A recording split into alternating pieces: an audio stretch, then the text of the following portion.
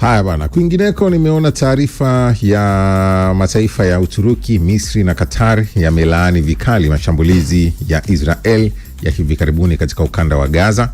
Nchi hizo zimesema Israeli inapaswa kuzingatia wajibu wake katika makubaliano ya kusitisha mapigano. Sasa taarifa ya pamoja ya mataifa hayo imeitaka pia Israeli iepuke kuchukua hatua zinazoweza kuchochea zaidi mivutano. Nchi hizo tatu ambazo zimekuwa wapatanishi katika mzozo wa Gaza zimesema kuongezeka kwa mashambulizi ya Israeli kunadhoofisha juhudi za kikanda na kimataifa za kumaliza mzozo huo katika kipindi cha muhimu cha mazungumzo. Muungano wa mataifa haya matatu. Katika huu muungano wa mataifa matatu leo hii sasa inakwambia sasa hivi. Muungano wa mataifa ya Ufaransa, Ujerumani, Italy, Uholanzi, Norway, Canada na Uingereza nao wametoa tamko kali sana. Wanalaani kitendo cha Israel kuanzisha mpango wa kwenda kujenga kwenye makazi ya Palestina ambao anaitwa E1. Sasa ipo hivi, mtu anaweza akasema kwamba E1 mchungu unamaanisha nini? Eneo la Palestina mwaka 1993 na 94 ulipitishwa mkataba wa Oslo Accord unaitwa. Mkataba wa kunormalize uhusiano kati ya Israeli pamoja na Palestina, ndio ikaanzishwa hiyo ambayo inaitwa Mandate of Palestine. Kwa Palestina ikagawanywa kwenye maeneo matatu. Ukanda wa West Bank, afu kuna eneo ambalo inaitwa E1 na E2. Sasa Knesset wamepitisha sheria.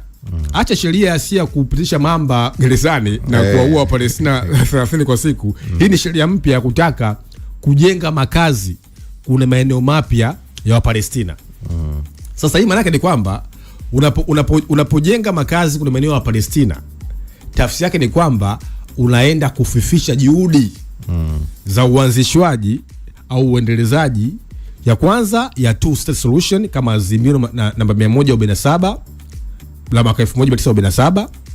Sawa kwamba azimio namba 181 mwaka 1947, lakini zaidi sana unafifisha juhudi za eneo la Palestina katika Yerusalemu Mashariki kama ni mji mkuu wa Palestina katika Umoja wa Mataifa.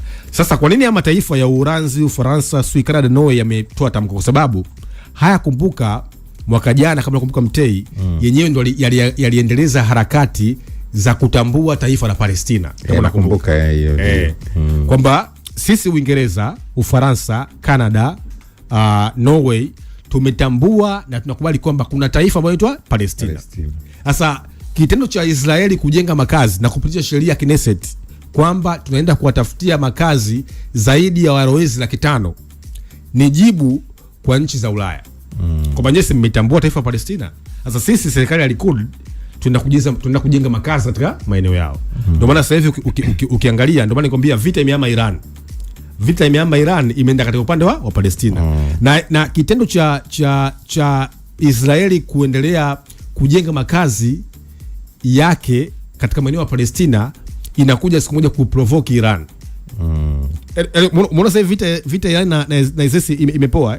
Hiki kitendo cha Israeli kujenga makazi katika maeneo ya Palestina inakuja kuwaprovoke Iran, kwa sababu Irani mkakati wake ni kuwalinda washirika wake wa kikanda. Yaani maslahi ya Irani Mashariki ya Kati ni kulinda taifa la Palestina. Mataifa mengi ya Ulaya yanakubaliana kuhusu two state solution, lakini serikali ya Likud na Netanyahu haitaki two state solution. Naposema two state solution, maana taifa la Palestina liishi sambamba dhidi ya Israel. Sasa kitendo cha serikali ya Netanyahu na kipindi inaelekea kwenye uchaguzi, na wakati huo fikiria wameanzisha mapigano dhidi ya Syria. Ndio. Kule kwa El Shara kule. Mwaka jana walisema kwamba wataenda kuwalinda Druze, si jamii ya Kiyahudi ya kihistoria. Lakini sasa hivi mpango ni kujaribu kuwaprovoke Uturuki.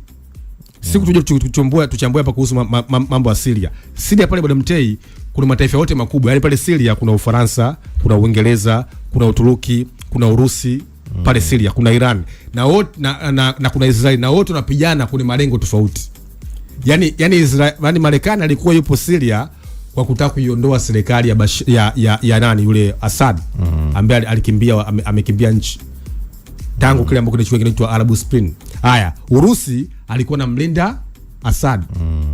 Haya, Uturuki anapambana vita dhidi ya Kurdi. Israeli yupo Syria anasema anawalinda Druze, lakini analinda maeneo yake kimkakati, maeneo ya Golan Heights. Elshara hawa mwanzo aliitwa gaidi, lakini kwa sababu amefanikisha kupindua serikali ya Assad, sasa hivi amekaribishwa mpaka ikulu pale White House. Hiyo ni nchi moja hiyo. Ina mataifa yote makubwa na yote yanapigana kwa malengo tofauti.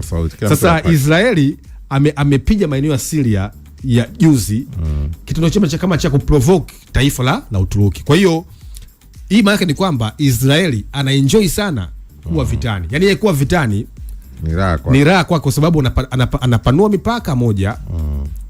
Anaendeleza harakati zake za Zionist movement. Hizo ni sana anaendelea kutimiza kinachoitwa kile Greater Israel Mashariki ya Kati.